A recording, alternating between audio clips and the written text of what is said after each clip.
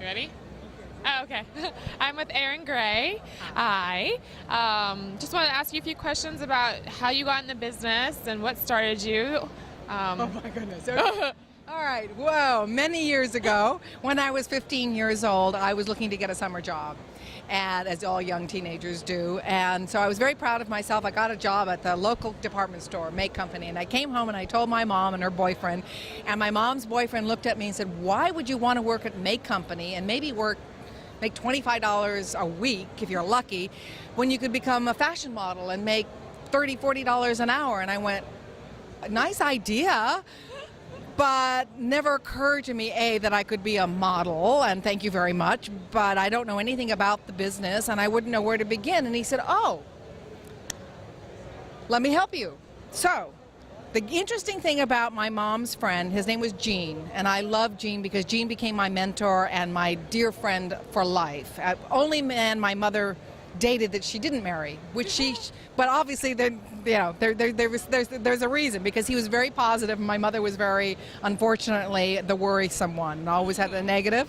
Okay, so Gene said to me, "Look, whenever you start any project, or if you want a job or whatever it is, you start by what you know and you do research. Those two things. So what do we know about modeling? You know you have to work in Los Angeles." So he got a map of LA and he put it on the wall.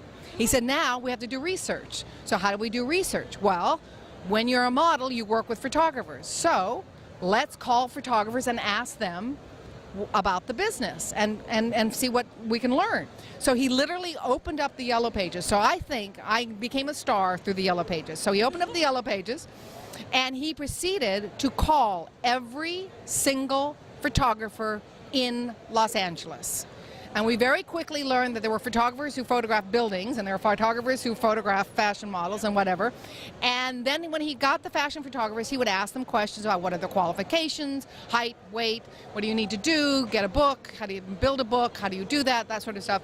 And of course, through the course of the conversations, we found out that, of course, models need agents. Great. So every time he would call a photographer, he would do a chart. He had a little chart, and he would rate them. And he would say, "Okay, who is your favorite agent to work with and why? And what do you like? And what are the pros and cons of that agent?" And then he would give them a little rating and make little notes on that sort of thing. So here it was. And every time he called a photographer, he would then put a pin on the map on the wall as to where they were located. So very soon we got to understand that photographers like to congregate in neighborhoods. We found that out, that, in those days, in the 60s when I started, they were all up and down Robertson Boulevard and Santa Monica Boulevard. So he said, okay, so now after he called all the photographers and after he figured out, who were the top agents and all that sort of stuff and where they were located in LA, the next day I got to learn how to drive a car. Now the great thing about my friend Gene was that Gene had the first cherry red Mustang convertible in Southern California, and this is 1965. This was like the hot car. So he pulls up in this car, and my mother's going, "She can't learn to drive in that. She'll dent it, she'll whatever." He goes, "Diane, stop. Don't worry about it. It's just a car, and it's meant to drive. So let's teach her how to really drive." So I learned how to drive this car, and I drove into LA with him, and we literally, he said, "The next thing we're going to do is we're going to cold call all the photographers that we talk to."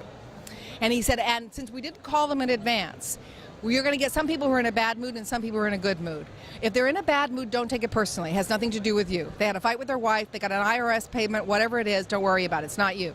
So we literally knocked on doors all up and down Robertson Boulevard. And what ended up happening was, sure enough, people would slam the door in our face sometimes, or sometimes they'd be in a bad mood. And then every once in a while, maybe the fifth or sixth one, "Oh, come on in. Oh, aren't you cute?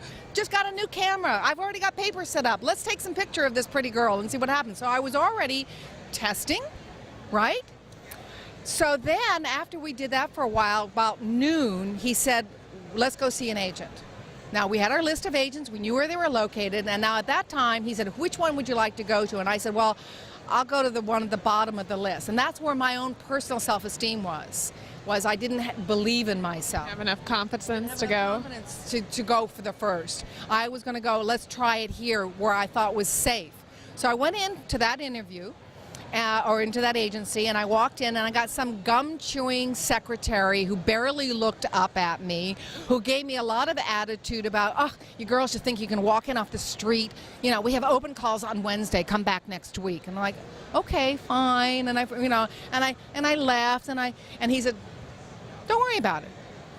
Number one is across the street. Let's go over there. And I'm like, but that's number one. And one of the things that he kept saying to me through this whole process is, what have you got to lose by trying? You have nothing to lose. So what? Someone slams a door in your face. So what? You've got nothing to lose. You can still work at May Company, okay? You got that job. So again, when I kind of said, no, I don't want to see number one, he said, what have you got to lose? You're here. You know, it's across the street. So we go over. So we come back next week if they have the same story as this agent. So we went across the street. We went in, and this was the top agency at the time, and she was busy. She couldn't see me. But the secretary, as opposed to the other secretary, kept going, gee, you're kind of cute. Stand up. Let me see your legs. And she'd walk. And, oh, nice legs. Okay. And smile. And I'd smile. Oh, dimples. Great teeth. Nice. So finally, she would go back and forth into Nina Blanchard was the agent, and she finally said, Nina will give you 5 minutes. I was like, 5 minutes? Okay, I got in the door. Okay, great. And I went in to see Miss Blanchard, and Miss Blanchard had an attitude that was, I remember she was sort of a cigarette smoking, kind of gruff, kind of, I hate working with teenagers. I don't like working with our mothers, and I don't like working with social workers. But I'll tell you what I'm going to do. I'm going to send you on 2 auditions for 2 television commercials tomorrow. You do well, you call me back when you graduate from high school. And I went, okay, great. So I went on the auditions. Now here's the other thing that was really important, and that was, Jean said to me, whatever you do, always say thank you for your time, okay? So I went in on the auditions, and this I brought to the mix. My other thing that I recommend is be interested in. And I'm naturally a curious person, and I'm naturally a people person. So I went into this interview, and I was thinking, okay, I'm not going to be working as a model. I'm going to come back in a couple of years when I graduate from high school. So I went in there with, okay, so you're an art director. What does an art director do? And how did you get to be an art director? And do you do the drawings as well as they write the copy? And and tell me about your job. And so I was in that interview for about an hour. Oh my goodness. Exactly. I had no idea that this was not the norm, okay? And I was in there for an hour, and towards the end of the hour, I've got my arm around his shoulder, and I'm going, this is what you need to do to talk to your daughter about drugs, and this is how you need to talk to her and how to broach the subject and all that sort of thing. So I left that interview, and I had a great time, and I went on to the second interview, and pretty much the same thing happened. I asked questions. I was really interested in how they came up with the campaign idea, what was their thought behind it, and all these sort of things, and then I went home. And about, 4 o'clock in the afternoon, my mother's boyfriend, Gene, said to me, so did you call them and thank them for their time? And I sort of gave them that typical high school attitude of, well, no, yeah, I'll do it, and so he left, and then he came back at 5:30. He said, did you call? And I said, no. And he said, now. Pick up the phone and call them right now and thank Miss Blanchard for her time. So I called Miss Blanchard, and this is what I got on the phone. Hi, Miss Blanchard, this is Erin Gray. And she said, where the fuck are you? Excuse me. And I said, excuse me, ma'am, I'm just calling to say thank you very much for your time. She said, no. Whatever you do, don't hang up. I have been looking all over Southern California for you. You didn't leave me a telephone number. I had no way of reaching you. You've got to be in the office by 6:30 to sign contracts. Contracts? I'm sorry, I don't understand. She said, nobody walks in off the street and gets both 2 national TV commercials their first time out. Oh my gosh. So I went 3 days later from being a high school junior with no job to starring in 2 national commercials 3 days later. And that was the beginning of my career. And of course, Nina signed me immediately. I was the youngest girl in her agency and went on to have a modeling career. And what's interesting, from the modeling career, obviously I found out my strength was more my personality than, I'm attractive, but there's hundreds of attractive, beautiful models in the world. So what stood out for me was TV commercials. That seemed to be an area that I was the all-American girl. I was one of the first models who could speak on camera with the product, because in those days, models just held the product and they didn't speak. And what was interesting at that time was Ford Model Agency just started their TV commercial department. This is, you're talking late 60s, early 70s. And at that time, when I heard about the TV department, I was like, hi, Gene. And his name was Gene also, which was very interesting. I said, I understand you're starting the TV commercial department. I want to work with you. I want to do commercials. And he's like, okay. And I said, and send me up on everything. I don't care what it is. Send me. I'm there. Let's make it happen. And I proceeded to be one of their top television commercial actresses, and then finally landed the big account, which was the Bloomingdale's account, which I was the Bloomingdale spokeswoman for 10 years, which was a huge thing in those days. And then eventually segued into acting.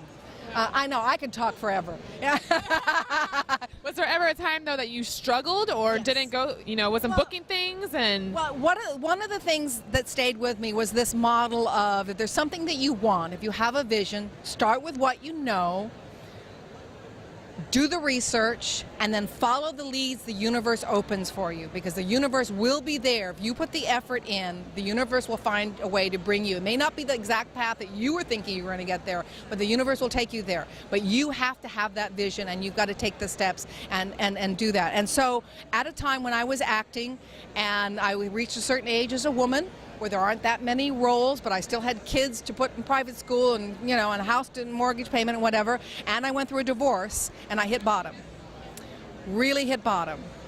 Went through bankruptcy, all of that sort of thing, terrified, and reinvented myself and became an agent and found a niche business. And what it was I started with what I wanted, and I had a very clear picture of what I needed to make my life work. I needed to work at home. I needed to be able to be flexible with my hours. I need to be able to have other streams of income. I didn't want to just limit myself, and yet I needed a steady base to provide an income for myself and my family. And so I created my agency and started booking celebrities within this niche world of collectible comic book shows and so on. And Gene was with me all the way. Start with what you know, have a vision, and never forget to say thank you. Okay. Can you do say your name and say I'm a Success 180, or you're watching Success 180? Hi, I'm Erin Gray, and you're watching Success 180. All right. Holy moly.